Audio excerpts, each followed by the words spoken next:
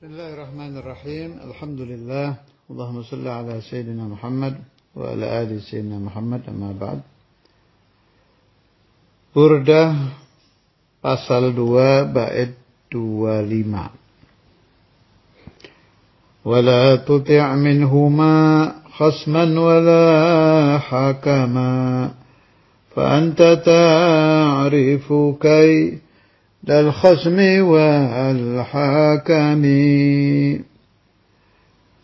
Wala tuti', jangan engkau ikuti, jangan engkau taati, minhuma an-nafs wa syaitan, nafsu dan setan, khasman wala hakaman, baik sebagai musuh atau sebagai hakim. Sebab dua-duanya ini berbahaya. Fa anta ta'rifu kaidal khasmi wal hakami. Fa'anta, maka engkau ta'rifu tahu, kaidal khasmi, tipu daya musuh, wal hakami, dan tipu daya hakim atau qadhi. Baik setan nafsu itu memberikan bisikan, kelihatannya baik, ya jangan diikuti kalau berasal dari sana. Memberikan bisikan seorang hakim atau seorang qadhi yang memutuskan satu perkara, kelihatannya baik, padahal di situ ada tipu daya. Alhasil, yang dimaksud oleh Al-Imamul Busiri, pelajari bisikan itu. Begitu kau tahu itu dari setan atau nafsu, tinggalkan. Mau bentuknya pakai qala Rasulullah, pakai qala Allahu. Kan ada di kitab-kitabnya Al-Imamul Ghazali itu. Beliau bilang apa? Ini bagi orang-orang yang memang sudah hafal hadis, hafal ayat, hafal maqalatul ulama. Itu biasanya setan berbisik pakai itu. Berbisik pakai ayat. Jangan dikira setan gak bisa qala Allahu loh. Kadang berbisik pakai hadis. Tapi pikiran kita itu diarahkan ke yang dia mau. Contoh begini. Orang yang ingin, maaf, menentang orang tuanya di dalam satu masalah. Bapaknya atau ibunya menyuruh A, nafsunya dia menyuruh B. Ditunggangi si nafsu ini sama setan. Kebetulan yang sedang dipengaruhi setan ini santri. Tahu Quran, tahu hadis, tahu maqalah. Setan itu akan mengarahkan pikiran orang ini ke hadis-hadis yang mendukung nafsu dia. Contoh, akan diingatkan tentang hadis. Orang tua itu kan harus bijaksana. Rahimallahu walidan ana waladahu ala birrih. Allah itu akan memberi rahmat orang tua yang anaknya dipermudah berbakti. Tapi ini setan ini, benar itu hadis ada. Tapi harusnya saat si anak yang sedang berperkara ya, dengan hukum Allah ini, jangan diingatkan ke hadis itu.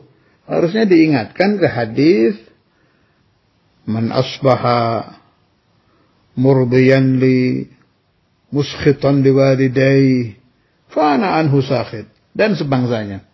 Siapa-siapa yang masuk waktu pagi, orang tuanya tidak riba, Allah ridha, Allah berubah tidak riba, dan sebaliknya. Atau diingatkan tentang ayat-ayat Quran, tentang luar biasa susahnya ibu ketika mengandung, dan sebagainya, dan sebagainya. Tapi tidak. Si setan ini, dan ditunggangi nafsu juga kerjasama, diarahkan ke dalil-dalil yang memperkuat hawa nafsunya. Dan itu terjadi setiap waktu. Sebab kita capek, setan tetap semangat. Gak ada capeknya fil idlal setan itu. Tidak pernah setan beristirahat daripada menyesatkan anak cucu Nabi Adam. Sallallahu alaihi wasallam.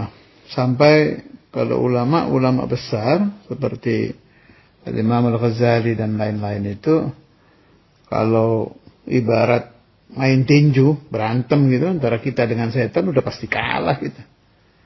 Dia gak pernah capek, dia tahu gerakan hati kita, tahu hadis, tahu ayat, tahu maqalah, dan selalu segar untuk menyesatkan anak cucu Nabi Adam ini.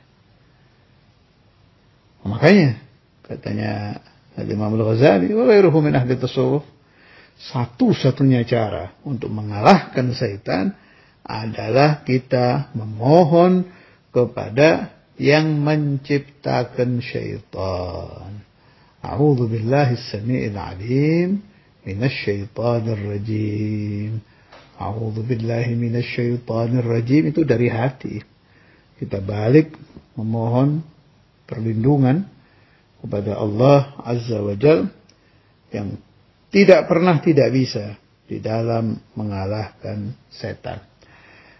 Untuk urusan nafsu, memang harus kita pelajari mulai dari nafsul ammarah bisu, nafsul lawamah. Itu dua aja itu, jangan ke yang tinggi-tinggi.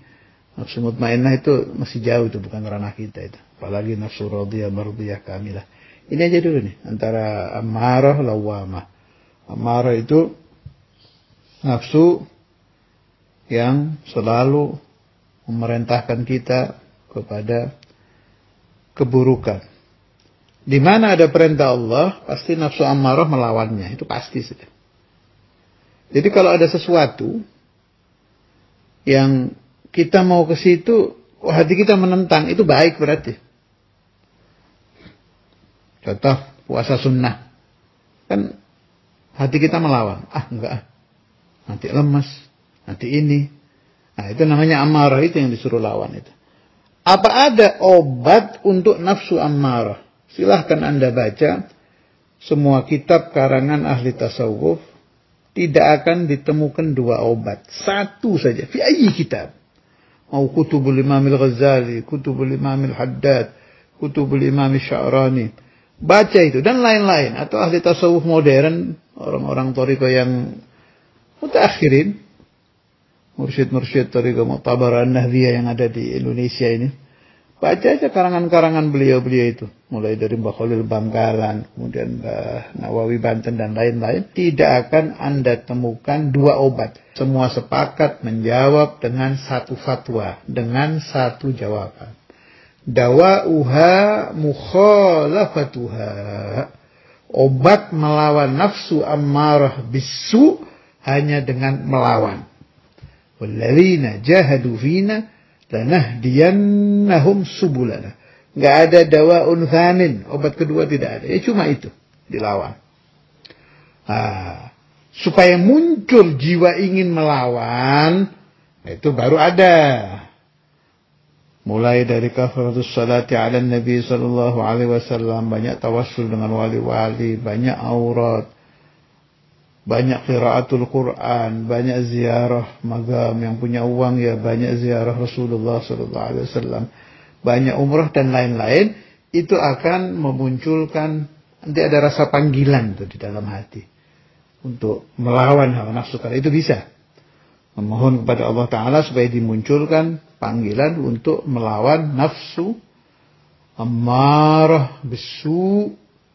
Wa ma ubarri'u nafsi innan nafsa la ammaratum bisu. Gak ada dua ya, cuma itu harus dilawan. Nah, nanti setelah mengadakan awal perlawanan, diistiqomahkan. Nah, nanti itu tambah ringan, sampai menjadi adah hasanah. Adat kebiasaan yang baik. Hilang itu sudah beratnya itu. Contoh yang paling bagus untuk nafsu amarah itu, ya bulan yang akan datang nanti ini, Syahrul Ramadan. Anda bisa meneliti diri Anda, hari pertama puasa bagaimana, sampai 10 hari. 11 sampai 20 rasanya bagaimana. Kan tambah ringan. Apalagi kalau datang Idul Fitr, Anda tambah 6 hari bulan Syawal. Di situ jangan berhenti kalau bisa. Istiqomahkan.